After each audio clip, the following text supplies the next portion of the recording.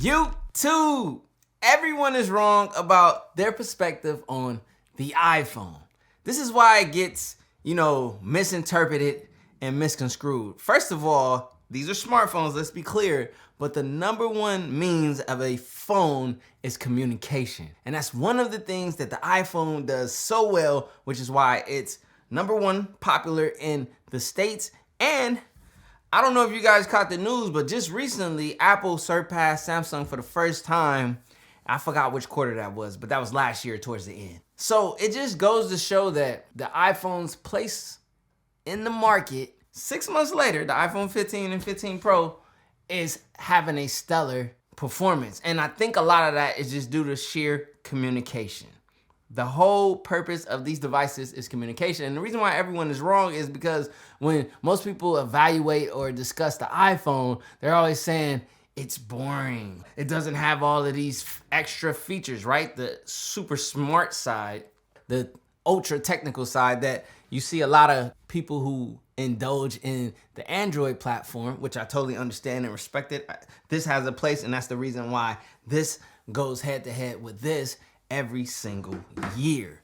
But I think the interpretation is wrong as to why so many users who are Apple users, iPhone users, tend to return year after year. But let's talk about the 15 Pro Max and the 15 Pro 6 months later, how they have genuinely held up, because I've been holding on to these and using these actually for the long term. So if you guys don't know, the 15 Pro Max is my main everyday daily driver, right? Now the 15 Pro was my secondary business line, which recently it received the boot for this. The S24 Ultra is running side by side. These are my two everyday carries at the moment, but I did run this bad boy up until, what was that, February that we just got the S24 Ultra. So literally 5 months of phone usage, and even though it's not my main or my, SIM card driven device, I use this all the time because it's my social media upload device. And we're gonna talk about that later. As someone who is within the ecosystem and who has, laptops and computers from Apple, the Apple TV, and some smart home features that work with Apple Home, and the iPad. Speaking of the iPad, I got something to talk to you guys about with the iPad. So as someone who owns their share of iPads, there's no doubt that I'm an iPad connoisseur. But even with that, there's one thing that still stays consistent with me. I still love the feel of writing on paper. I literally write notes after notes and video layouts and strategies on paper. And if you like me, writing on the iPad kind of takes away that tactile feel. It just does something. For me personally, that friction in between my pen and my paper. Well, apparently there's a solution to that, and today we're gonna take a look at it, and that solution is Paperlike. I don't know if you guys can hear it, but the sound, you kind of get like that etching sound I'm gonna put it up right here and just write for you guys. That sound, this adds that sensation of paper-like writing. And I understand the name behind Paperlike and why they would say that. So in many ways, the name actually fits this product and it delivers. So now that you guys have gotten your iPads right, let's get your phone right. So another thing to be clear on is I've used these 100,000% caseless, which means we're gonna see the damage or the durability or lack thereof in these devices right now. Now, my 15 Pro, we'll start here. This one has held up the best. All right, let's come correct, right? So if I wipe this down and we take a look at this screen is 98%. I know there was like a small nick on it that I got a while back. Oh yeah, there's a small scratch like right in this area. But outside of that small scratch, a little minimal hairline scratch, this display has held up really well. Now, when we get into my 15 Pro Max, my everyday carry, things get a little different.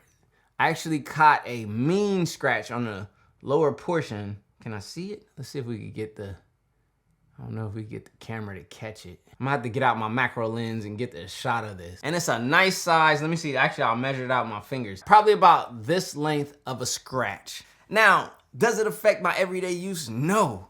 But it also makes me like, yo, what's up? For the people who wanna use these devices 100% caseless, and we don't want to use a screen protector, we're relying on these, super, scratch defended or scratch resistant glasses that every smartphone carrier claims to have every year. So to have that right there, that was a little unfortunate. And I'm not sure how it got there. I typically keep this device either only next to another phone, which I flip the screens opposite. So when I put them against each other, it's more like camera or back to back versus like screen to screen or anything like that. So I'm not sure how that happened, but it sucks. Yet it doesn't affect my everyday usage, as when the screen is on, I don't even see it. Like, I can't see it when I'm using the device. And to me, that's all good right there. So, and let's get into the body, because this was what the big fuss and talk was about. Right now, they're trying to connect via AirDrop. So let me look at the 15 Pro Max, since this is the one that I've given the most damage and abuse to. I have dropped these devices indoors on hardwood floors. I think I may have dropped outside like once or twice, but nothing like crazy or major. So my back frosted glass is looking impeccable from what I can see right here. And my titanium aluminum infused sidings are looking flawless. So general for this is about 95% survival rate 6 months later on the 15 Pro Max. That scratch on the display, how much percentage are you guys removing? You removing 5% or 10%? Is it a 90% survival rate or 95? Let me know down in the comment section below. As we take a look at the 15 Pro, which I feel like has held up just as good. Now, the darker titaniums, they tend to show a little bit more of the fingerprint and grime, but all you gotta do is literally take a microfiber, wipe that down, and you're back to like new. So these are holding up actually really well. A lot of people are worried because, if you got a deep scratch into this titanium aluminum, that it would show a lot more. But caseless, 6 months later, everyday use, everywhere I go, travel, all kind of things. And these two have held up extremely well. So a W for the durability and build quality on the iPhone 15 Pro Max and 15 Pro. Good job, Apple. Now, the next place of discussion will be the OLED panel. Let's see, okay. It's trying to do AirDrop because they're so close to each other, which is another great feature of the latest iOS, might I add, which we'll talk about those things when we get into like user experience and, the overall OS. The OLED panels. Outside of that glass that kind of took a nice little scratch on it on the 15 Pro Max, these are the typical, yet no need to change, color accurate DCI P3 gamut offering OLED panels. Now, my Android people are gonna be like, yo, Samsung manufactures those. They darn sure do manufacture them, but it's always to Apple spec, and Apple has a nice spec and standard for their OLED panels. And what accompanies these beautiful OLED panels is beautiful speakers. Honestly, the best speakers in the smartphone game. Let's be honest. These speakers are phenomenal. They're really, really, really good. So when watching and consuming content or listening to any type of audio, they perform extremely well. Even at the higher levels of volume, there's still no distortion or any issue, at least not in my units. I've been having flawless interactions with the 15 Pro Max and 15 Pro speakers, which I'll go here and I'll pull up.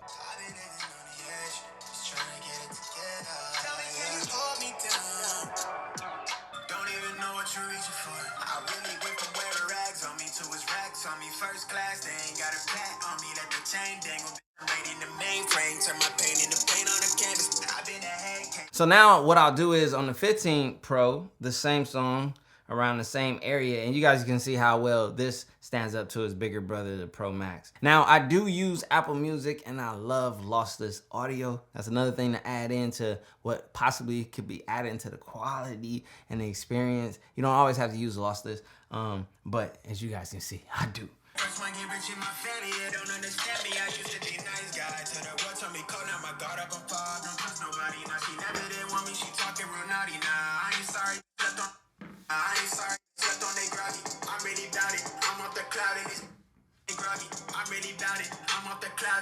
So it's quite obvious that the 15 Pro Max has the better or louder speaker performance, but I don't care which way you go. Apple has always been solid on audio. So if you're looking for speaker quality, audio quality to accompany your beautiful OLED panel when watching, movies or just content creation, this YouTube video and so forth, the 15 Pro Max offers the larger OLED panel and the larger audio experience, but the 15 Pro is no slack and it's right up there with the 15 Pro Max if you just want a smaller, more handy, pocketable device, because the 15 Pro, let's talk about it, is the better size.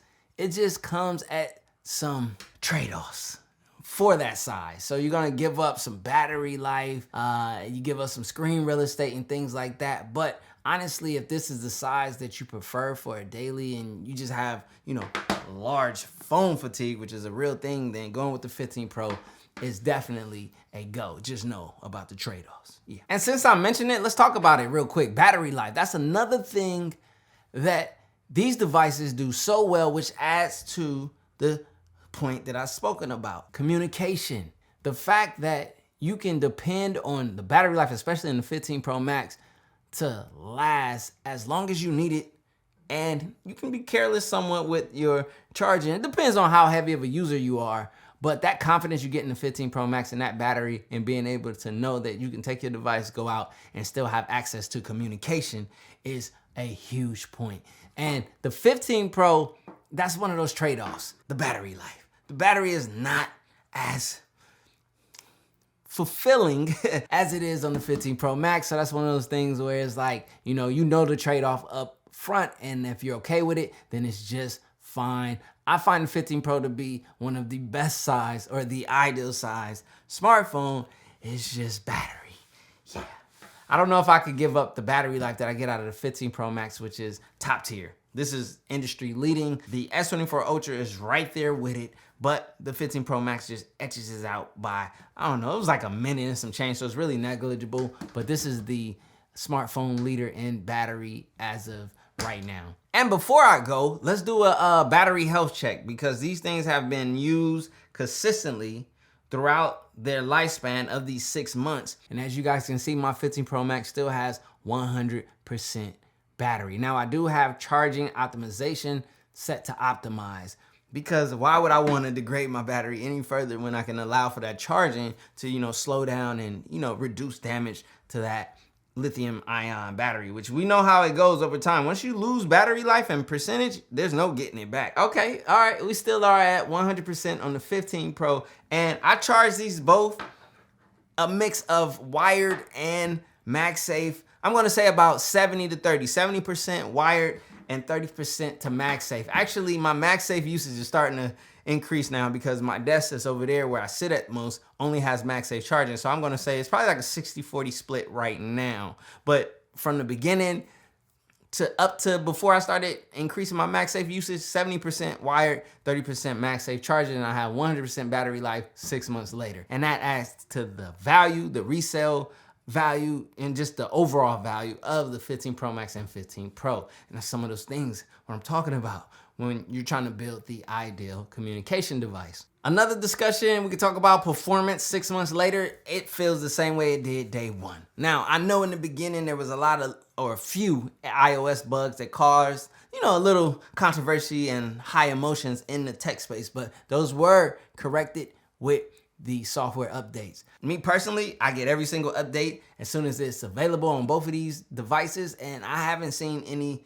degradation in my performance from day one. We all know these are leading class chips. There's no chip out there on the market that competes, and hopefully they will start to. I'm rooting for Snapdragon to bring some heat, or AMD and so forth, to get into, this SoC and, ARM chip, and somebody needs to compete with these M1s and M2s. That's just it, point blank, period. And again, synthetic benchmarks mean nothing. It's an everyday usage. And from an everyday user experience in general, for the iPhone experience and in using your device, and you want to feel the same way it felt day one, 6 months later, as far as performance and smoothness, and it gets even better. The more you get the updates, which these updates come rapidly and often with Apple, and that's another plus side to the whole communication factor, and just the reason why I think a lot of people go with Apple, those speedy updates, which the other platform has done well. I'm not trying to make this seem like Apple's the only one that's doing it, but they're the leaders in their class, period.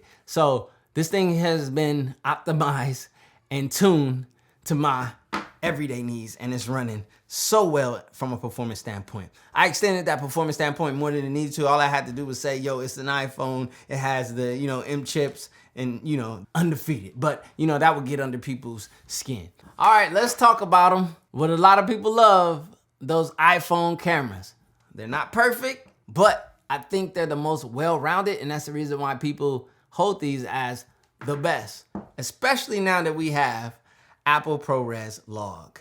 Apple ProRes Log for video. I don't care what anyone has to say, your opinion. In all reality, if we just look at it from a non-biased perspective, has changed the smartphone game from a video production perspective. The footage you can get out of this iPhone using ProRes Log and translating that into, just pro video productions is top tier. So let's look at the cameras, let's take a peek, and let's talk about them.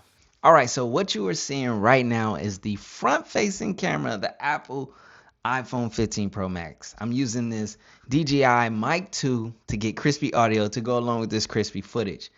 Front-facing camera in Apple ProRes Log, shooting in 422 high quality. Now, a lot of that might sound like a different language to you, but if you know what I'm talking about, then you understand the significance and the respect that needs to be given to this mobile camera that can shoot like a professional camera. Now, I am using the Blackmagic Cam app, which is absolutely free, and it does so many, pro mode things, which really line up with a professional video camera. And I think that may be the reason why Apple's leaning on not giving us one as native, but I still feel like they could give us one as native. Come on, Tim. But outside of that, I got a 180-degree shutter on right now, which is crazy because you only see that on professional video grade cameras, and I'm doing it on my smartphone while using a front-facing selfie camera, that is. Let me flip it to the rear camera. And we have to give respect to Tim Apple for coming with this sauce. The team at Apple, let's be real. Now, right here, we flip it to the rear-facing camera in the same situation, the same app, the same hookup, the same mic, and not the same lens. So at this point in time, I'm in my studio, but I'm not over the top. I don't have every single light on. I literally only have on one light, which is this light, this right here. I don't have on my top video lights. Like when I shoot in here, I have 4 more lights that are on. And right now I'm only using one of them, and this is not the brightest one. Chilling in the studio with a decent light on, and I'm getting this quality of footage, which is the reason why there needs to be respect on the Apple ProRes Log, the Apple video camera, the Apple photography camera, which isn't perfect. No, my skin tones aren't always perfect on the iPhone, but they're closer than other phones. The iPhones shoot warmer naturally, so they go towards a warmer, tone and tint, which on someone of brown skin tone and someone who already has a warm skin tone, it ends up just enhancing that far too much. And you can kind of get the Oompa Loompa effect to a degree, which you can dial back in the app, and edit it and so forth. But the biggest convenience to anyone when using a camera would be to not have to touch anything and it just hit upload or share. Simple as that. So yet again, I have my, camera that I use. This is an actual video cinema camera, which has, it doesn't even have shutter angle. Now that I think about it, it's supposedly coming, but this camera right here, which costs about similar to the same price, actually a little bit more. And this is geared towards video. Like literally this is a video camera, a video shooter. And I'm using my front facing camera as a video camera, a video shooter. And I'm quite impressed. You should be too. So as you see, either way you go, 15 Pro, 15 Pro Max, the cameras are the ideal offer. And now the difference is you get that 5x telephoto lens on the 15 Pro Max. Unfortunately, it's not on the 15 Pro. I don't know about that move. Apple, I feel like you should keep both of these equal because people go with the 15 Pro and the only reason they do it is because they don't want the larger phone. So I think the 15 Pro should have everything that the 15 Pro Max has, to be fair. and to just keep it a buck. So that's one of those things that hopefully with the 16 Pro and 16 Pro Max, you guys can rectify. Thank you. Now on to user experience. If you guys haven't caught the gist, as of, me speaking, my 6 months have been legit. Again, the first month was rocky for some. I didn't have any of the issues that others were having, but those issues were apparent. They were software related. They were corrected. But my 6 months have been just as my first month. Actually better, because as I said, this thing has gotten optimized and tuned into the point that, just using it on an everyday is ideal for me. This is my go-to communication device. Another thing that adds to the user experience is the social media experience. Like, it's undoubtedly number one. There's no other platform, meaning outside of iOS, that offers the social media connectivity, quality, and upload specialty that's found on the iPhone. It doesn't matter if it's the 15 or, you go back to the 14, 13, and so forth. These things just work the best when uploading. I don't care if it's Instagram, TikTok, YouTube, Twitter, whatever. You're gonna get the best results uploading from these devices, which is exactly why the 15 Pro is still being used every day for me to upload my TikToks, YouTube shorts, and, Twitter posts, whatever. Like, when I'm uploading photo or video, it's coming out of this bad boy or this one. We keep the business joints. We'll load this one up and keep it earning its rent around here. But outside of that, like, the overall user experience is those things. And then you got the classic features that we all love and use on the usual, and they're just getting better and better. Like, the iOS experience is adding on new features, new little, quirks and, alterations and things and refinements that are just making using this so clutch. Like, I love that if I'm on a FaceTime on my phone and I go sit at my, Apple computer, obviously it has to be within the ecosystem, but I can switch that FaceTime call to the computer or to my iPad, and likewise, and back and forth in between them all. I get ready to get up and I want to walk off, I can take it back from the computer to the phone flawlessly and seamlessly, and that's just what adds on. If you guys are looking to upgrade, or you're considering the iPhone 15 Pro Max or 15 Pro, even if you're looking to jump ship from the other platforms and you want to come over here and experience the Apple iPhone, and you're looking at these models, you might see a good deal or whatever, I can just assure you that my user experience, I can only speak from my user experience, and then some of the comments that I see, or a ton of comments that I see, has been just smooth. It's ideal. It works. It's simplistic. It's not overly complicated, and that's okay. Because when you want to communicate, when you want to send a text message, you want it to be as smooth and easy as possible. When you want to do a video call via FaceTime, you want it to be as natural and easy as possible, and it is on this platform. When you want to share something with someone who's around you via AirDrop, you want it to be as smooth and as ideal as possible. Those things and even more, I'm not gonna get into the list of those, things that are on the Apple system that just adds to the overall user experience, but those are the things that have made the 6 months smooth and ideal. Those are the things that have, evolved and gotten even better over the years. As I see iOS evolve, now you don't have to have the latest phone to experience the latest iOS. You just need an iPhone that's capable of running the latest iOS. But some features and some things are, proprietary. Like, we have, the dynamic island and things like that. And those features, which actually have been proven, at least for me personally, to be like useful. And then another thing, the action button, which I still use all the time to this day, because I have an action button menu, which when I press it, I get smart home activations and things with my smart lights, my speakers. I'm turning on my speakers on and off in the studio. I love it. And this is user experience. This is communication device. That's what this is about. A lot of people that I communicate with, they're on this platform. So it makes communicating with them easier. That's how it goes. And it just might be a product of where I am. I can choose to be an outcast, and I have done it in the past.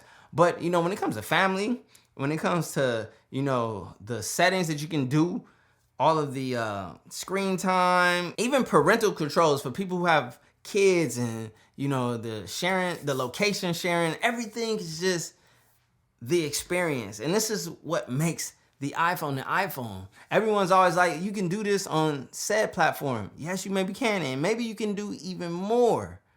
But it's the way that it's done on this platform that makes the 15 Pro Max and the 15 Pro an ideal iPhone for most. Ooh. Now. With that being said, everything that was stated in this video is 100,000% my opinion. We don't get paid by brands, especially not Apple, to come on here and tell you guys other than what we're experiencing. And if someone has a positive experience, so what? Call me a sheep, call me whatever. Anyways, it doesn't make sense, because if you were telling me how dope you're experiencing on your, S24 Ultra, I'm gonna tell you right on, nice, legit, like, you know what I mean? So do the same for us when we talk about our iPhones. Mic drop. New watch, no diamonds, no watch, good timing, yeah.